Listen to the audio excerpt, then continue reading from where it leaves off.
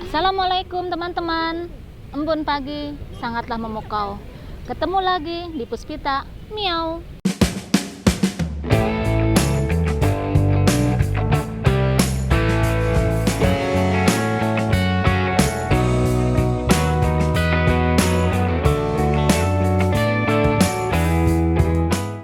Oke teman-teman, kali ini saya akan membahas langkah-langkah yang bisa teman-teman lakukan saat teman-teman mengalami gangguan ataupun sensasi dari asam lambung, GERD, ANGSI, dan psikosomatis. Saya bukan terapis, saya bukan dokter. Saya hanyalah mantan penderita yang coba berbagi dan sharing pengalaman saya dengan teman-teman.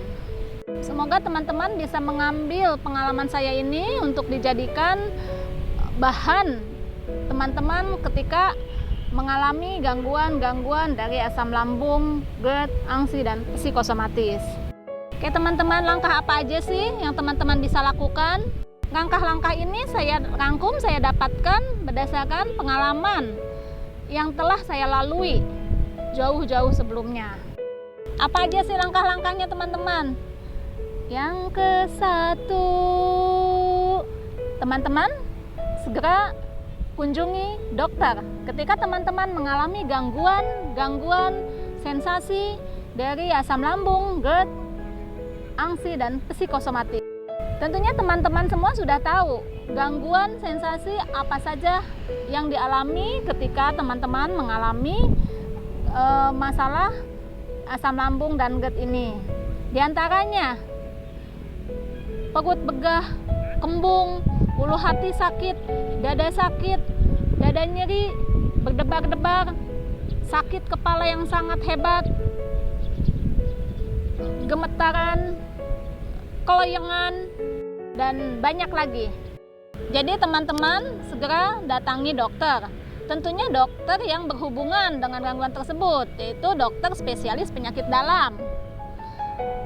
Atau untuk lebih detailnya lagi, teman-teman bisa mengunjungi dokter yang lebih spesialis dari dokter spesialis penyakit dalam, yaitu dokter KGEH.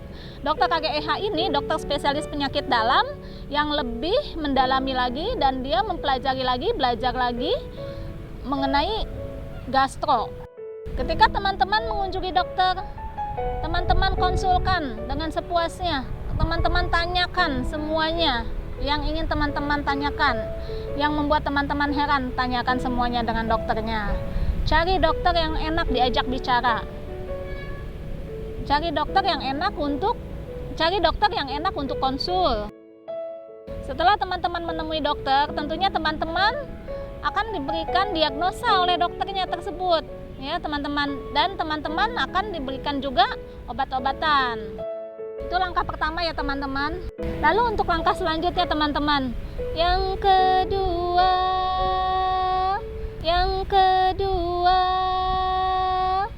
teman-teman, untuk langkah yang kedua, lakukanlah pengobatannya. Pengobatannya yang telah diberikan oleh dokter tersebut. Lakukan dengan disiplin dan telaten. Ikuti petunjuk dan arahan dari dokternya. Apabila teman-teman akan mengambil pengobatan secara herbal, itu silakan saja, itu pilihan teman-teman. Ingat, sebelum memilih herbal, silahkan untuk mencari tahu dulu kelebihan dan kekurangan dari herbal tersebut. Dan cari tahu juga kondisi teman-teman. Sebagai contoh, herbal A cocok di saya, belum tentu cocok di teman-teman. Kenapa? Karena sudah jelas, setiap individu itu berbeda-beda. Berbeda-beda golongan darahnya, tensinya, kolesterolnya, gula darah, berat badan, dan juga organ di dalam tubuh kita pun berbeda-beda kondisinya. Itu yang akhirnya menimbulkan herbal A bisa ngefek di dia, tapi tidak ngefek di saya. Seperti itu teman-teman. Lalu langkah yang ketiga teman-teman, ini langkah yang juga sangat penting untuk teman-teman. Teman-teman harus bisa menerima sakitnya, menderitanya, susahnya dari yang teman-teman alami sekarang ini. Apa sih maksudnya menerima sakitnya itu? Jadi, terimalah sakitnya teman-teman. Ada pepatah yang mengatakan, jika ingin menyembuhkan penyakit, maka terimalah dulu sakitnya itu. Apabila kita sudah bisa menerima sakitnya itu, insya Allah kita akan lebih cepat untuk ikhlasnya, untuk ridhonya, dan menerima kenyataan, memahami kalau semua yang terjadi itu adalah qadarullah, sudah ketentuan dari Allah Subhanahu wa Ta'ala. Gimana caranya supaya bisa menerima sakitnya itu? Yaitu dengan cara mendekatkan diri kepada Allah, lebih banyak berdoa, banyak memohon dan meminta petunjuknya. Insya Allah teman-teman akan diberikan petunjuk dan akan ditenangkan, akan bisa lebih ditenangkan lagi pikirannya. Gimana bisa saya terimain sakitnya? Orang gak enak banget, sebadan-badan menderita rasanya, gak bisa ngapa-ngapain. Betul teman-teman, itu juga yang saya rasakan dulu. Di awal-awal saya sakit, saya pun seperti itu, mengeluh dan mengeluh. Memang karena begitu dahsyatnya sensasi dari GERD ini, setiap hari itu mengeluh dan mengeluh. Seiring berjalannya waktu, saya mulai mempelajari. Dengan mengeluh, tidak menghasilkan apa-apa. Dengan mengeluh, hanya menambah rasa sakit yang saya rasakan itu semakin terasa. Dari situlah saya mulai lebih mendekatkan diri pada Allah Subhanahu wa Ta'ala. Dari situ pula saya mulai menemukan, oh ya, saya harus menerima dulu sakitnya ini. Oh iya betul, saya harus bisa ikhlas, saya harus bisa ridho dengan semua ini. Semua ini adalah qadarullah. Jadi mulai sekarang coba kurangi mengeluhnya.